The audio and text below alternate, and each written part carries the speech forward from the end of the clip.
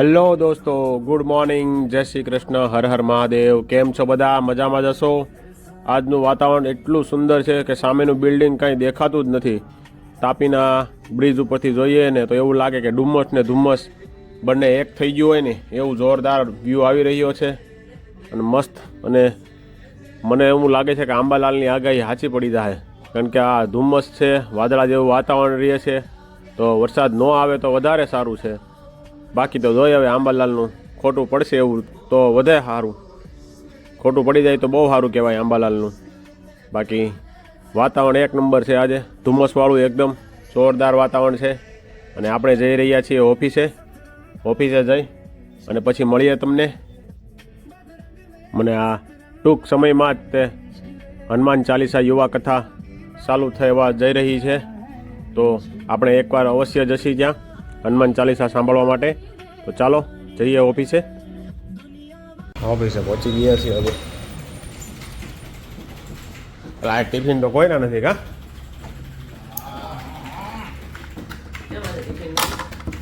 આજે પહેલો દિવસ છે યાર મહિનાનો, રજા હોય ટિફિન ને ભાઈ. એમાં જ હોય. જય શ્રી રામ.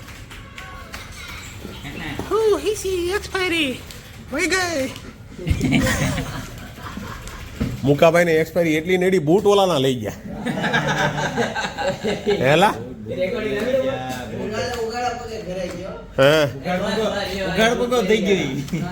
એક્સપાયરી કેવો મહિનો હોય છે આ? બુગાડ પગા લોકો થઈ ગયા. એવું છે. મુકાભાઈ તો આજે આવ્યા જ નહીં તમારા બીક થી. એ નવા બૂટ પહેરીને અમદાવાદ વહી ગયા ભાઈ. હા એ પાક્કું ભાઈ, અમદાવાદ જવું હતું ને એટલે પહેરી ગયા છે.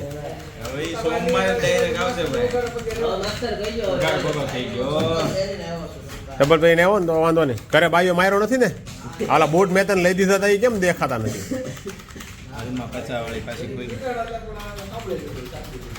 એવું છે. હાલો ચાલો આજે કામ મળે તો કરીએ, બીજું કાંઈ નહીં. કોને ખબર હો.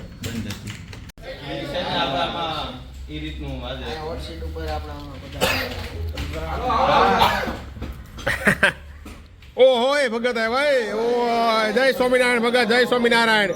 બેહો ભગત, જય સ્વામિનારાયણ. ક્યાં હતા ભગત? હમણાં દેખાતા નથી તમે. ભગત હમણાં દેખાતા નથી તમે હાવ. કે હમણાં ટાઈમ નતો, એક્સપાયરી હાલતી હતી એટલે થોડાક બીજી હતા. આજેથી નવરા થઈ ગયા છે. એવું છે, હવે નવરા છીએ કા? 15 દિવસ સુધી એનિવર્સરી હતી. સરસ. હાલો ભગત. બીજું બધું કાઈ નહીં. માસ્ટરજીના ઓલા બૂટ બદલાઈ ગયા એનું માસ્ટર તમે એક્સપાયરી ના હિસાબે મુકેશભાઈ ભાન ભૂલી ગયા હતા થોડુંક, એટલે બુધાના બૂટ પહેરી થઈ ગયા હતા. એવું હતું.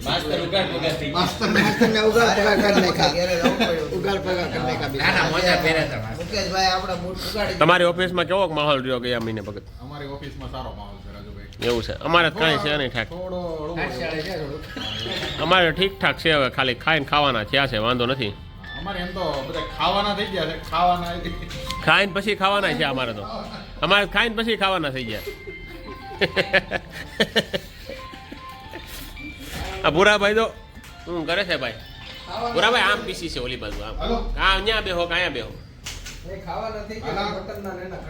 એવું છે. કાંઈ વાંધો નહીં. હારો હરખાઈ જો ઓલા આંબરિયા જો ઓલા ભાઈ એ બે જણા છે. એકાઈ છે ને ત્રણ હવે ત્યાં બેમાંથી ત્રણ ગયા હવે. તારે જવું છે? ક્યાં જવું છે? પાણી ઢોળમાં જવાનું છે ને? કાંઈ નહીં, જઈ આવો એ કરો. વેલા જવું બીજું હરખાઈ ક્યાંય નથી. ડાયરેક્ટ ખાવાનું મળતું હોય. હાલો ચાલો ભાઈ, આપણે ઓફિસેથી આવી ગયા છીએ અને આજે કાંઈ ટિફિન લેતા લઈ ગયા, કારણ કે કાંઈ કામ હતું નહીં, ખાલી ટાઈમ પાસ કરવા માટે ઓફિસે જવાનું હતું એટલે. તો ચાલો ઓફિસેથી ઘરે આવી ગયા છીએ. વાગ્યા 4:30. નાસ્તો કરી લઈએ. થોડીક ભૂખ લાગી છે તો ચા અને ફાફડી હતી તો નહીં ફાફડી, પણ જીયાને અત્યારે લેવા મોકલો હતો. તો ચાલો જમી લઈએ. અને થોડુંક ઠંડીનું પ્રમાણ જરા છે આજે, થોડું એવું લાગે છે. બપોરના 4 વાગ્યા પર ટાઢો પવન આવે છે. ચાલો તો જમી લઈએ. તો ભાઈ નાસ્તો કરી લીધો છે. ચા ફાફડી અને આપણે જેમ આપણે બાળ સંસ્કાર નામની જે સ્વામિનારાયણની BAPSની ચોપડી લખાવેલી છે આવી ગઈ છે. આ મહિનાનું કંઈક ટાઇટલ છે મિશન રાજીપો. પકડો ફોન. મિશન રાજીપો. બાળ પ્રકાશ ડિસેમ્બરની ચોપડી આવી ગઈ છે ભાઈ. કરો તેવું ભરો એવા મારા સ્વામી. મિશન રાજીપો. એ ચોપડી જોરદાર આવે છે. બાળકો માટે બહુ સારી છે. સ્ટોરીઓ આવે છે, વાર્તાઓ આવે છે, સુવિચારો આવે છે. જે મને કિનારો દેખાયો હતો, એટલે સારી સારી વાર્તાઓ આવે છે. તો તમે પણ લખાવી શકો છો. બાળ પ્રકાશ BAPS સંસ્થાની આવે છે. જો આ કાર્ટૂન જોવો તમે, મગજમારી. આમાં કાંઈક ઉખાણું છે. એમાં 4 સરખા દેખાતા ચિત્રમાંથી 1, 2 અને 3માં કઈ તફાવત છે તે ગોતવાનો છે, કેમાં તફાવત છે, અને આ કયા કયા પક્ષીઓ વિદેશી પક્ષીઓ છે એના વિશેની માહિતી પણ આપેલી છે. સારી વાર્તાઓ પણ છે. તો તમે પણ આ ચોપડી લખાવી શકો છો. આ કોઈ પેડ પ્રમોશન નથી ભાઈ. તો ચાલો ચોપડી વાંચી લઈએ થોડીક. આપણે બાકી બુક તો વાંચતા નથી, પણ આ બાળ પ્રકાશ આવે ને એટલે આપણે વાંચી લઈએ છીએ. મહિનામાં એકવાર આવી જાય છે. તો ચાલો વાંચી લઈએ. અને વાંચી અને પછી 5:30 જીમમાં જવાનું છે આજે. આપણે જીમમાંથી આવી ગયા છીએ અને આજે બની રહ્યા છે વડાપાઉં. બોલો તો બોમ્બે સ્ટાઇલ વડાપાઉં નથી, આપણી ગુજરાતી સ્ટાઇલ વડાપાઉં બની રહ્યા છે. આ છે વડા. ચાલો વડાપાઉં ખાઈ લઈએ. હમણાં બની જાય એટલે જોડાઈ રહેજો મારી સાથે.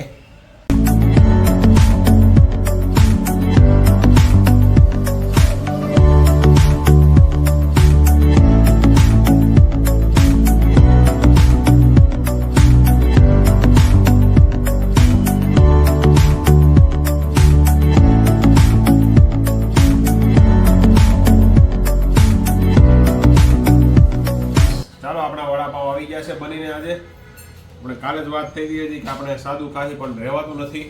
શિયાળો છે તો આજે થોડુંક વડાપાઉં બનાવી નાખ્યા છે. તો વડાપાઉં ટેસ્ટ કરીએ કેવા બનાવ્યા છે.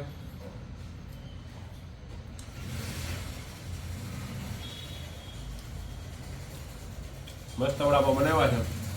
તીખા અને લસણવાળી ચટણી નાખીને જોરદાર બનાવ્યા છે. તો ચાલો વડાપાઉં ખાઈ લઈએ. અને જો તમને મારો વ્લોગ સારો લાગ્યો હોય, લાઈક કરો, શેર કરો અને સબસ્ક્રાઈબ કરો. જોરદાર વડાપાઉં બનાવ્યા છે ભાઈ આજે તો ઠંડીના. નીવા કેવા લાગ્યા વડાપાઉં? મસ્ત. ભાઈ જીયાનભાઈની ફરમાઈશ ઉપર આજે વડાપાઉં બનાવવામાં આવ્યા હતા. જીયાનભાઈના ફેવરિટ છે વડાપાઉં. અમારે અઠવાડિયામાં 2-3 વાર બનાવવું પડે. એનું કારણ એ છે કે એક દિવસ જીયાનભાઈને ભાવતું બનાવે, એકવાર નીવાબેનને ભાવતું બનાવે, એકાદી વાર મારું. બાકી આ મનીષા તો હાવ સાદું જ ખાય છે હંમેશા. એટલે એની તો બાજરાનો રોટલો ને એવું બધું હોય. પણ આજે વળી જો કુરકુરિયા ખાય છે. ખાલી કુરકુરિયા. નાના હતા ત્યારે ખાતા હતા કે ભજીયા? ફરમાઈશ નથી, મને બધી વસ્તુ ભાવે. હા, આ નથી ભાવતું, તે નથી ભાવતું એવું નહીં, બધું ભાવે. તારી તો વાત જ ન થાય. કાની વાત કાંઈ વાત નહીં. એટલે તો આવું જામી ગયેલું છે. જે હોય હાલે. એટલે જીયા જો ને ખાઈ રહ્યો છે. ચાલો તો જમી લઈએ ને. વડાપાવ જોરદાર બનાવ્યા. ઘણા ટાઈમ પછી વડાપાવ ખાધા હો. ચાલો.